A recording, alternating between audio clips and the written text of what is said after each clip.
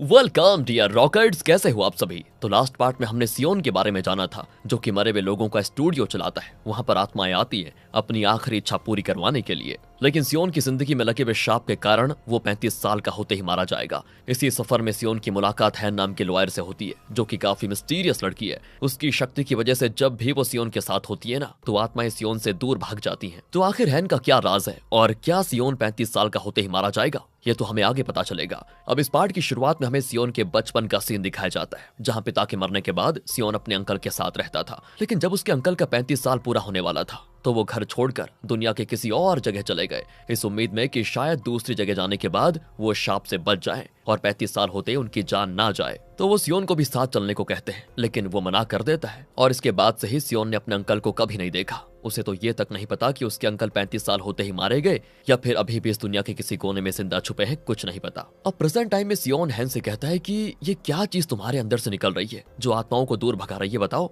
देखो, मैं जानता हूँ कि तुम कोई नॉर्मल इंसान नहीं हो, तुम्हारे अंदर कुछ तो खास बात है, मुझे बताओ कि वो क्या है। लेकिन हैन कहती है कि अरे क्या हो गया तुम्हें, अपने दिमाग का इलाज कराओ। तुम एक तो अपने आप ही किसी से लड़ते झगड़ते रहते हो, जबकि कोई सामने होता भी नहीं, और तुम्हें देखकर तो ऐसा लगता है तुम्हारा दिमागी संतुलन खराब हो रखा है, तुम्हें ना इलाज की सख्त जरूरत है। तभी वहां पर पुलिस आ जाते हैं, जो सियोन को पकड़ने आए हुए थे, क्योंकि हैन ने सियोन के खिलाफ पुलिस में शिकायत कर दी थी कि सियोन ने ओलिवर का अपहरण किया। सियोन चिल्ला चिल्ला कर कह रहा होता है कि पागल हो क्या, मानता हूँ ओलिवर को मैं अपने साथ लेकर गया था, लेकिन उसको अनाथ आश्रम तक छोड़ा मैंने, ये समझे। ऊपर से वो मेरे साथ अपनी मर्जी से गया था, मैंने कोई जोर जबरदस्ती नहीं की थी उसके साथ। अरे आप लोगों को विश्वास नहीं हो रहा है तो आप उसी से पूछ लो। लेकिन पुलिस वाले सुनते ही नहीं। हैन ने जानबूझकर सियोन को इस चीज में फंसाया था, क्योंकि सियोन दोस्तों जिस घर में अभी किराए पर रह रहे हैं ना, उसी घर के बाहर टेंट लगाने पर सियोन ने हैन के खिलाफ पुलिस में शिकायत कर दी थी कि इस लड़की को मेरे घर के आगे से दूर करो, जबरदस्ती डेरा डालकर बैठी हुई है। इसी वजह से हैन ने बदला लेने के लिए सियोन को फंसा दिया दोस्तों। और अब पुलिस स्टेशन में आते ही सियोन को वहां कई सारी आत्माएं दिखाई देती हैं, जो उस पर हमला करने के लिए उसकी ओर बढ़ती हैं। लेकिन वो अभी दोस्तों हैन के साथ बैठा हुआ है, इसलिए हैन की शक्ति उस आत्मा को सियोन के करीब तक आने नहीं देती।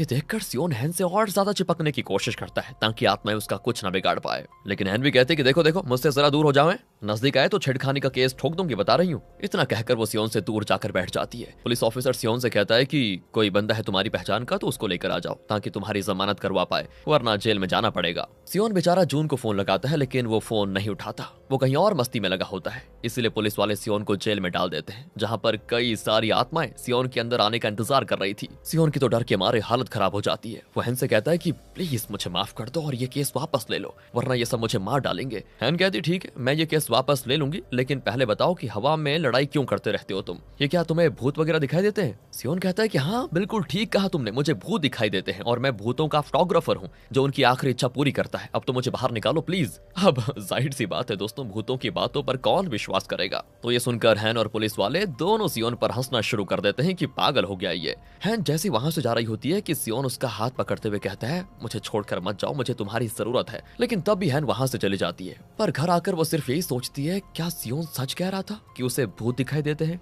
नहीं यार, भूत वगैरह होते कहाँ हैं, वो जरूर कोई पागल आदमी है जो बेकार की बातें कर रहा है। मैं भी खामखा उसके बारे में सोच रही हूँ। अगले दिन जून तुरंत जेल में आता है और किसी दूसरे बंदे के शरीर में घुस जाता है और उस आदमी के जरिए सियोन की जमानत करवा देता है। सियोन तो उस पर बहुत चिल्लाता भी है कि अबे कहाँ मर गया था, आइंदा ऐसा किया तो मुझसे बुरा कोई नहीं होगा, समझ गया। फिर सियोन चर्च में फादर से मिलने जाता है और उनसे कहता है कि फादर देखिए, मैं जल्दी चर्च में नहीं आता, लेकिन आज आया हूँ भगवान का धन्यवाद करने के लिए, क्योंकि मेरी जिंदगी को खत्म होने के लिए करीब अब 100 दिन बचे हैं। मेरे पास तो जीने की कोई उम्मीद ही नहीं थी, लेकिन भगवान ने हैन के रूप में एक उम्मीद मुझे भेज दी, जो शायद मेरी मौत को टाल सकती है। मैं बस आपसे यही जानना चाहता हूँ कि क्या हैन सच में मेरी मदद करने के लिए आई है या फिर बात कुछ और ही है। तब फादर कहता है कि देखो, भगवान ने क्या सोचा होता है वो हम नहीं जान सकते, बस तुम अच्छे की उम्मीद रखो, सब अच्छा होगा। तभी सियोन को पता चलता है कि फादर का कुछ टाइम पहले देहांत हो गया है और जिस फादर से वो बात कर रहा है वो फादर की आत्मा है। ओह, ये देखकर सियोन तुरंत वहां से भाग जाता है कि कहीं ये आत्मा अब मुझ पर हमला न कर दे। लेकिन अब बात यह है कि आत्माओं का फोटोग्राफर होने के बावजूद भी ये उनसे डरता क्यों है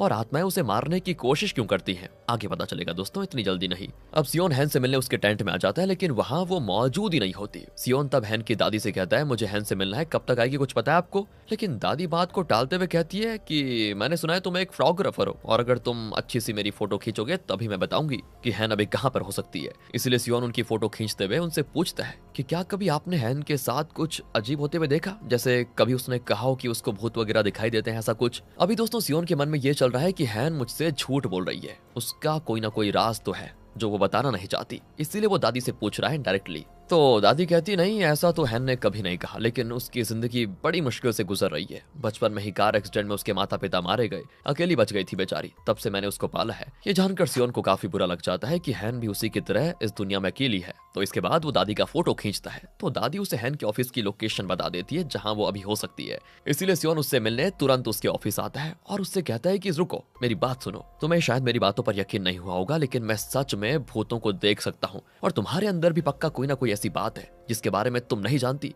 तुम मेरी मदद करो, मैं तुम्हें तुम्हारी शक्तियां समझाने में मदद करूंगा। ये सुनकर हैन कहती है कि ओ, अगर तुम भूतों को देख सकते हो तो मुझे कोई प्रूफ दिखाओ। ये सुनकर पार्क हैन के पीछे खड़ा हो जाता है और हैन जो भी मोबाइल में टेक्स्ट मैसेज पढ़ रही थी ना, वो सियोन को बता देता है और दूर बैठे सियोन वो सारे मैसेजेस हैन को सुनाने लगता है कि देखा, ये मैसेज है ना तुम्हारे फोन में। और तब ये देखकर हैन डर जाती है कि इतनी दूर से कैसे सियोन ने मेरे मोबाइल का मैसेज पढ़ लिया। तब सियोन कहता है कि रात को स्टूडियो में आ जाना, मैं तुम्हें और भी चीजें दिखाकर यकीन दिलाऊंगा कि मैं आत्माओं को देख सकता हूँ। इतना कहकर वो चला जाता है। अब रात को सियोन जब हैन के इंतजार में होता है तभी वहां पर आत्माओं की दुनिया से फादर की आत्मा आ जाती है जिसको अपनी आखिरी इच्छा पूरी करवानी है। फादर कहते हैं कि देखो सियोन, मेरे कमरे में मेरा लैपटॉप रखा हुआ है, उसमें कुछ अश्लील वीडियोस हैं, तो प्लीज उन्हें डिलीट करवा दो। वो डिलीट नहीं हुई तो मेरी आत्मा को शांति नहीं मिलेगी।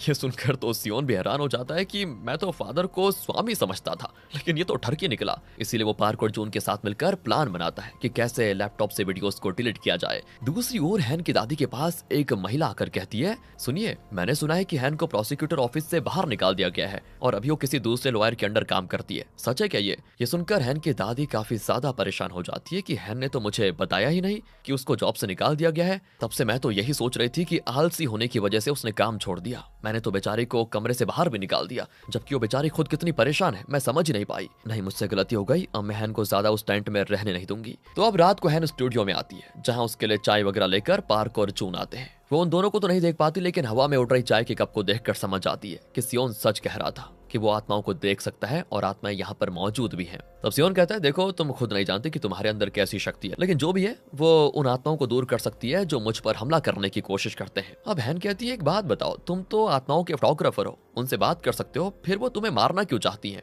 जिस पर सियोन कहता है कि इस फोटो स्टूडियो में वही आत्माएं आती हैं जो मुश्किलों को पार कर पाती है। मतलब यहाँ तक आना आत्माओं के लिए सबसे मुश्किल काम होता है, लेकिन इस दुनिया में जो आत्माएं पहले से मौजूद होती हैं वो मतलब भटकती आत्माएं हैं जो बिना मुश्किलों का सामना किए कैमरा हासिल करना चाहती हैं ताकि उनकी आखिरी इच्छा पूरी हो सके। यही वजह है कि वो मेरी जान लेने की कोशिश करती रहती है ताकि मुझे मारकर वो कैमरा छीन पाए। मुझे बस कुछ दिनों के लिए तुम्हारी सख्त जरूरत है, करीब 100 दिनों तक तुम मेरे साथ रहो, उसके बाद तो मैं हमेशा हमेशा के लिए कहीं दूर चला जाऊंगा। हालांकि दोस्तों अभी वो हैन को ये नहीं बताता कि 100 दिनों के बाद वो मर जाएगा। हैन भी कहती है, ठीक है, मैं तुम्हें सोच कर बता दूंगी कि मैं तुम्हारा साथ देना चाहती हूँ या फिर नहीं। अगले सीन में सियोन फादर की आत्मा के साथ उसके चर्च में आता है ताकि लैपटॉप ले पाए, लेकिन जैसे वो लैपटॉप लेता है ना, वहाँ चर्च के बाकी लोग पहुंच जाते हैं जो सियोन को देख लेते हैं। तो वो उनसे कहता है कि मुझे फादर ने भेजा है उनका लैपटॉप लाने के लिए, लेकिन चर्च के बंदे समझ चुके थे कि ये झूठ बोल रहा है, फादर तो मर चुके हैं, फिर फादर इसको कैसे यहाँ पर भेजेंगे। इसलिए वो सभी सियोन को जेल में डाल देते हैं। दूसरी तरफ हैन एक पार्टी में आई होती है जहाँ उसकी मुलाकात उसके पुराने बॉस से होती है,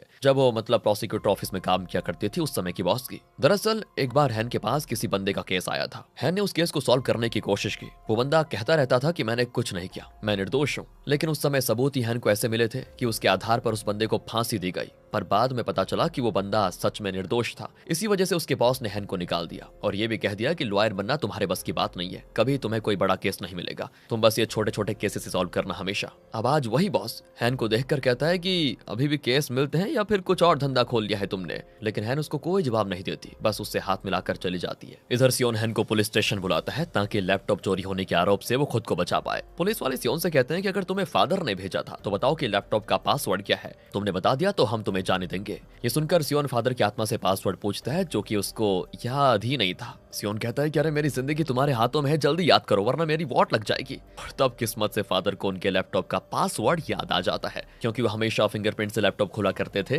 तो पासवर्ड भूल गए। बड़ा ही अश्लील पासवर्ड होता है दोस्तों जो मैं बता नहीं सकता। और जैसे लैपटॉप खुलता है उसमें कुछ गाने की वीडियोस होती हैं और भी कुछ वीडियोस अलग तरह की जिन्हें सियोन प्ले करने से पहले ही डिलीट कर देता है। अब लैपटॉप खुलने की वजह से सियोन को पुलिस स्टेशन से भेज दिया जाता है। तो इस तरह से सियोन ने फादर की आखिरी इच्छा भी पूरी कर दी थी। अब रात को हैन सियोन के साथ डिनर पर आ जाती है। वो उसे उसी बंदे के बारे में बताती है जो उसकी वजह से फांसी के फंदे पर चढ़ गया था। वो कहती है, मुझे आज भी इस बात का अफसोस है कि मेरी वजह से निर्दोष इंसान को फांसी हो गई थी, इसलिए मैं तुम्हारी मदद जरूर करूंगी ताकि कम से कम तुम्हारे तो काम आ पाऊं। इससे मुझे अच्छा लगेगा। जब भी तुम्हें मेरी शक्तियों की जरूरत हो तो मुझे कह देना, मैं तुम्हारे पास आ जाऊंगी। सियोन की खुशी का ठिकाना नहीं होता ये सुनकर। अब अगले सीन में हैन जब टेंट में सोती है ना, तब उसकी दादी वहां पर आकर कहती है, बेटा अंदर आ जाओ, तुम्हें बाहर सोने की जरूरत नहीं है। हैन तुरंत अंदर आ जाती है और अपनी दादी के पैरों पर सर रखकर लेट जाती है। हैन को समझ नहीं आ रहा था कि अचानक उसकी दादी को क्या हो गया। वो उस पर गुस्सा क्यों नहीं कर रही है वो सोचती है। दादी तो बड़े प्यार से हैन के बालों को संवारती है, उससे कहती, बेटा मुझे माफ कर देना, मैंने तेरे साथ ऐसा बर्ताव किया,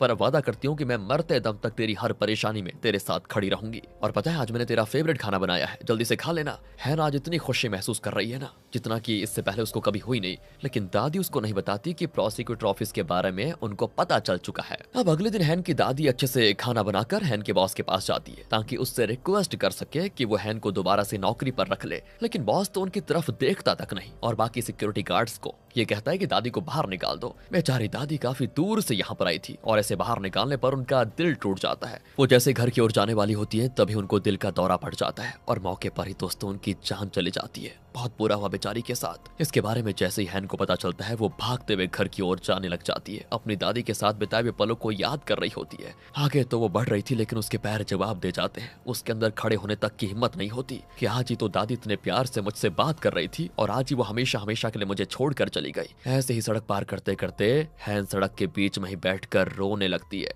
लेकिन दूसरी गाड़ी आकर हैन को टक्कर मार देती है। तभी तुरंत वहां पर सियोन आकर हैन को बचा लेता है, उसको गले लगाते हुए दिलासा देने लग जाता है कि सब ठीक हो जाएगा। तब हैन उससे कहता है, क्या तुमने मेरी दादी को देखा? अगर वो दिखाई दे तो मुझे उनसे आखिरी बात करनी है। सियोन कहता है, नहीं अभी तक तो मैंने उनको नहीं देखा, शायद उनकी आखिरी कोई इच्छा रही नहीं होगी इसलिए वो स्टूडियो नहीं आई। लेकिन तभी हम कुछ देर पहले का सीन देखते हैं जहां हैन की दादी स्टूडियो आई थी। वो सियोन से कहती है, बेटा मेरी आखिरी इच्छा यह है कि तुम हैन को ना बताओ कि तुम मुझसे मिले थे, क्योंकि मैं नहीं चाहती कि हैन दोबारा से मुझे खोने का दर्द महसूस करे। एक बार तो मेरे मरने की खबर सुनकर उसका दिल टूट गया है और दूसरी बार तब जब वो मुझसे मिलेगी तुम्हारे कैमरे के जरिए, इसलिए मैं नहीं चाहती कि तुम उसे ये चीजें बताओ। इसी वजह से दोस्तों सियोन ने मना कर दिया कि हैन की दादी उसके स्टूडियो में आई ही नहीं। अब हैन हॉस्पिटल में अपनी दादी से मिलने जाती है, मतलब उनके शव को देखने के लिए, और उसको देखकर वो रोक नहीं पाती। हॉस्पिटल में ही फूट फूट कर रोने लग जाती है। दादी के जाने के बाद उसका कोई सहारा नहीं होता, यहाँ तक कि अंतिम संस्कार करने का भी कोई बंदोबस्त नहीं हो पाता। तब सियोन उसकी मदद करता है। वो न सिर्फ उसको दिलासा देता बल्कि हर मोड़ पर उसका साथ भी देता। तो वहीं दादी की आत्मा पार्क से कहकर हॉस्पिटल से अपना बैग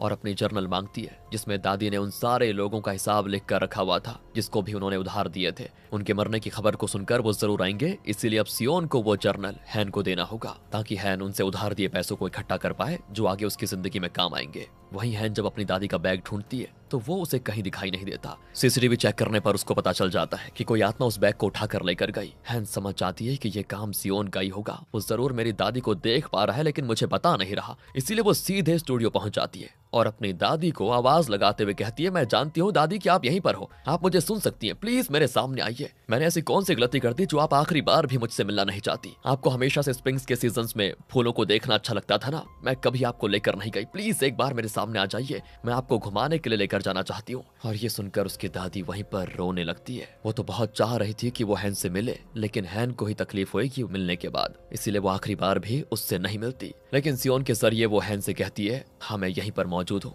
और तुम्हें देख सकती हूँ, लेकिन तुम्हें मुझसे मिलने की कोई जरूरत नहीं है बेटा, भूल जाओ मुझे और उधार के जो पैसे मिलेंगे उससे जिंदगी की नई शुरुआत करो। मैंने अपनी जिंदगी जी ली है, बस अब मैं तुम्हें तकलीफ में नहीं देख सकती। हैन समझ चुकी थी कि उसकी दादी उसकी ही वजह से उससे मिल नहीं रही, इसलिए वो सियोन से अकेले में बात करती है और कहती है, क्या तुम कैसे भी करके मुझे मेरी दादी से मिलवा दोगे बस एक बार? मुझे पता है कि तुम भी जानते हो कि मेरी दादी मुझसे मिलना चाहती है लेकिन जानबूझकर नहीं मिल रही, तुम्हें कर दोगे तो तुम्हारा मुझ पर बहुत बड़ा एहसान रहेगा। पर सियोन कहता है कि माफ करना, विजिटर की इच्छा ही मेरी सबसे बड़ी प्रायोरिटी है और मैं इसके खिलाफ कभी नहीं जा सकता। ये सुनने के बाद हैन का दिल टूट जाता है, इसलिए सियोन हैन की दादी के पास आता है और उन्हें समझाने की कोशिश करता है कि देखिए आपके पास सिर्फ 30 घंटे बचे हुए हैं, उसके बाद आप कभी भी हैन से नहीं मिल पाओगे, इसलिए एक बार उससे मिल लीजिए, देखो कहीं आपको इस चीज का हमेशा पछतावा न रह जाए। लेकिन दोस्तों फिर भी दादी नहीं मानती। दूसरी तरफ वो महिला जिसने हैन की दादी को उसकी नौकरी से निकाल देने के बारे में बताया था, वो हैन के पास आकर कहती है, बेटा मुझे नहीं पता था कि तुम्हारी दादी इस बात को इतना सीरियस ले लेगी। तुम्हारी नौकरी से निकल जाने की खबर सुनते ही वो अच्छा खाना तुम्हारे बॉस के लिए लेकर गई, लेकिन ऑफिस वालों ने वहां उन्हें धक्का मार कर निकाल दिया। उसके बाद से उनको दिल का दौरा पड़ा। सब गलती मेरी है, काश कि उनको मैं ये बात बताती ही नहीं। ये सुनकर हैन को समझ आ जाता है कि आखिर उसकी दादी को दौरा कैसे पड़ा। हैन कहती है कि कितनी बदकिस्मत हूं मैं, मेरी दादी मुझसे दूर हुई वो भी मेरी ही वजह से। और इस तरह दोस्तों वो सब चीज का जिम्मेदार खुद को ही मान रही थी। अब वो टाइम आ जाता है जब हैन की दादी को हमेशा हमेशा के लिए जाना था, और हैन ने सियोन को बता दिया था कि दादी को क्या क्या चीजें अच्छी लगती है। तो उसी के कहे अनुसार सियोन ने दादी के रास्ते में फूल बिछा दिए होते हैं। बड़े से प्रोजेक्टर पर स्प्रिंग सीजन की वीडियो चल रही थी। काफी सुंदर वो नजारा था। ये देखकर दादी का दिल खुश हो जाता है, क्योंकि हैन की दादी को ये सीजन देखना बहुत ही पसंद था, लेकिन कभी वो देख नहीं पाई। वो दिन रात मेहनत करके पैसे बचाती ताकि हैन की आगे की जिंदगी में काम आए। जीते जी तो उनका सपना पूरा नहीं हो पाया, लेकिन मरने के बाद हैन ने उनका ये सपना पूरा कर दिया। तब वहां पर हैन आती है। सियोन पहली बार विजिटर की इच्छा को तोड़ता है और उसके खिलाफ जाकर हैन और उसकी दादी की फोटो खींच लेता है, जिससे कुछ पल के लिए ही सही हैन अपनी दादी को देख पाती है। और ये देखकर हैन की खुशी का ठिकाना नहीं होता। उसकी दादी भी हैन से मिलकर बहुत ज्यादा खुश होती है। उनका बहुत मन था हैन से मिलने का, लेकिन उन्होंने किसी को कहा नहीं, और हो भी क्यों ना हो, बचपन से अपनी बच्ची की तरह जो पाला था उन्होंने। वो हैन को अपने पैरों पर बैठाकर उससे कहती है, बेटा वादा करो जल्द से जल्द मुझे भूलकर जिंदगी में आगे बढ़ोगी। मेरी शुभकामनाएं हमेशा तुम्हारे साथ रहेंगी। जाओ खुश रहो। इसके बाद सियोन हैन की दादी की दूसरी फोटो खींचकर उन्हें आत्माओं की दुनिया में वापस भेज देता है। वो भी जाने के बाद अपनी यादें फोटो के जरिए हैन के लिए छोड़ जाती है। अब दोस्तों अगले दिन से हैन एक नए तरीके से जिंदगी शुरुआत करती है। उसने ठान लिया था कि अब वो जिंदगी में आगे बढ़ेगी और अपनी खोई भी रिस्पेक्ट वापस लाएगी। वही खोई भी रिस्पेक्ट जो गलत केस की वजह से उस पर लगा था, मतलब उस आदमी को फांसी हुई थी ना गलती से, उसी का। और अभी फिलहाल हैन को खुश देखकर सियोन को भी बड़ी खुशी होती है। हैन उससे कहती है, सियोन तुम्हारा शुक्रिया जो तुमने मेरी दादी की वो जर्नल मुझे दे दी, और जैसा उन्होंने कहा था मैं वो सब करने की कोशिश करूंगी। फिर वो आगे कहती है, सियोन एक बात मुझे बता दो कि मैं आत्माओं को देखना कब बंद करूंगी? कभी कभी तो इनको देखकर मुझे डर लगता है। वो जून को देखते हुए कहती है, मैं तुम्हें अच्छे से देख सकती हूँ। और वो आसपास खड़ी बाकी आत्माओं के बारे में भी सियोन से कहती है कि मैं सबको देख पा रही हूँ। सियोन हैरान कि इसका मतलब तब से तुम मुझसे झूठ कह रही थी कि तुम आत्माओं को नहीं देख सकती। हैन कहती है कि हाँ बिल्कुल तुमने सही कहा। ये क्या दोस्तों, हैन ने तो यहाँ पर बेवकूफ बना दिया। हैन से जुड़ी हुई एक और मिस्ट्री हमें पता चलती है कि वो भी सियोन की तरह आत्माओं को देख सकती है। अगर वो आत्माओं को देख सकती है तो फिर अपनी दादी की आत्मा को क्यों नहीं देख पाई? आखिर हैन का राज क्या है? उसके पास इस तरह की शक्तियां आई कैसे? क्या वो सियोन के परिवार से ही ताल्लुक रखती है या फिर बात कुछ और है? आगे के पार्ट्स में पता चलेगा। इस वीडियो को लाइक करें, सब्सक्राइब करें। मिलते हैं आपसे अगली वीडियो में। ध्यान रखिएगा अपना। Finally thanks for watching.